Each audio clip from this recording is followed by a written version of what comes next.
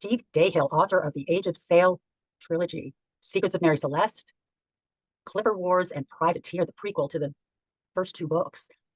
Steve, you're a sailor, yes? Tell us about that. I've been sailing since I was a child. I grew up sailing in Nantucket Sound in Buzzards Bay, where I still have a racing sailboat, which we race extensively all up and down the East Coast. And that is your 35-foot racing sailboat, Riva. That's right. And what would be your top three pieces of advice for aspiring writers? Right. I mean, there's nothing short of it is you got to get up in the morning and take it like a real job. It's not a part-time activity. It's not something you do in between gigs. It's not something you do on lunch break. It's something you do full-time all the time. And I think during COVID, I think a lot of people did have extra cycles, and I think that was um, kind of an untold dirty secret of a benefit of a pandemic such as that, where many people did have extra cycles. And I certainly used it to the full extent and wrote two other books during that same period. Universe in of itself, a very small captured place, which is why it would make a great movie, because the ability just to go below deck on a ship and film something like this would be very easy and inexpensive for a producer to do, and the ocean is free. It really presents a lot of opportunities for an author, and the story was there. I just had to connect the dots. People today may not fully appreciate how much a sailing society America was in the 19th century. Well, that's why I call my trilogy The Age of Sail. Most people in America today, with the notable exception of the indigenous peoples, came to America on ship. Certainly before the 1920s, it was the only way to get to America. And most of those generations and generations of immigrants came to America by sailing ship. Certainly up until the 1920s, when steamships really became the prominent way to cross the ocean. Actually, it's earlier than that. About 1860s, 1870s, steamships really started the transatlantic trade. Point is that we are a seafaring country.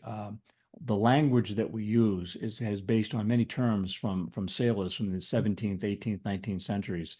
And we all got here by ships.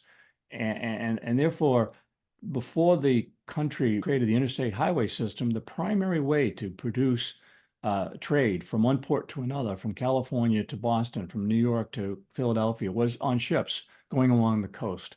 So sailing ships and commerce that went on these ships, sailed by these sailors, is an integral part of our history, is an integral part to our economy and how this country grew.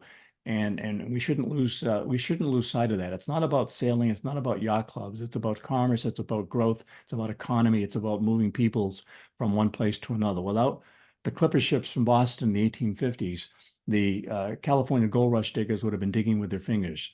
So it was the shovels and it was the wheelbarrows. It was the pikes and the spikes that were developed in Massachusetts and Connecticut and New York that went by clipper ship to California that helped explode the California West Coast miracle in the 1860s, 1850s. So sailing ships are an important part of this country's history and the people that sailed on them. You touch on the slave trade. Can you talk more about that, please? The same ships that were used in my Age of Sail trilogy, whether they be privateers during wartime of, let's say, the Revolution or the War of 1812. Those same ships also were doing smuggling when the tariffs were exorbitant and there was the only way to make any money, as well as honest trade. But the same ships, generally two-masted schooners and brigs, were also used for the murderous triangular trade, whereby cargoes would be sent from Boston or New York or Newport, Rhode Island, over to Europe for cash, which was then brought down to the West African ports, which was used to buy enslaved peoples that were then transported across something called the Middle Passage over to the West Indies and up until about 1805 to Charleston, South Carolina, predominantly. And peoples that were enslaved were sent to the sugarcane fields in the West Indies and the cotton fields of the American Deep South. And this was a trade that helped start, many private fortunes. You made three profits. Every leg of the trip, the triangular trade, hence the name, was a profit-making endeavor. And only the Middle Passage, the second out of the third triangle, was considered a slave trade. The other two were perfectly legitimate.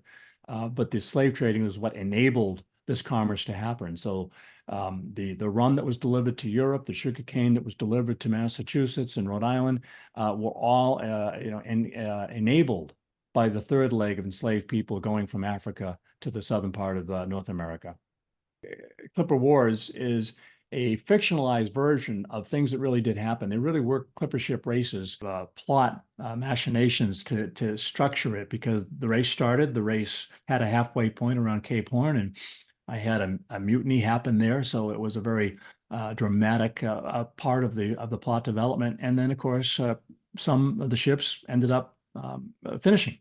Shakespeare's best recommendation was rewrite, rewrite, rewrite. Would you agree with that? And would you add to it any other suggestions for aspiring writers as they plod on? Well, it's not just, it's not just writing, it's living. I don't think you can set yourself up on a cave and write a good novel. You have to know people. You have to be out in the city or out in the country or out in the mountains, out in the ocean. The fact that I'm afloat for 6 months of the year. I'm more on the boat than I am on land during the warm sailing months here in New England. And I think if you don't do things like that, you can't really translate that experience into whether it's fiction or nonfiction in a way that readers will find it credible and interesting. So I would tell people, just go out there and live, do exciting things, go places, meet new people, whether you're, at a job or you're at a university or a school. Don't sit at home, come to the cabaret, as Liza Minnelli famously sang, and I think that's half the battle. And I think once you've done exciting things and have lived an exciting life and lived a full life with people that you care about and you love, I think the writing part should follow easily from that. Thank you. Thank you for making time to talk about Clipper Wars, the sequel in your Age of Sail trilogy, preceded by Secrets of Mary Celeste, and soon to be followed by the prequel, Privateer, Steve Dahill, Boston, Massachusetts. Thank you. Thank you very much.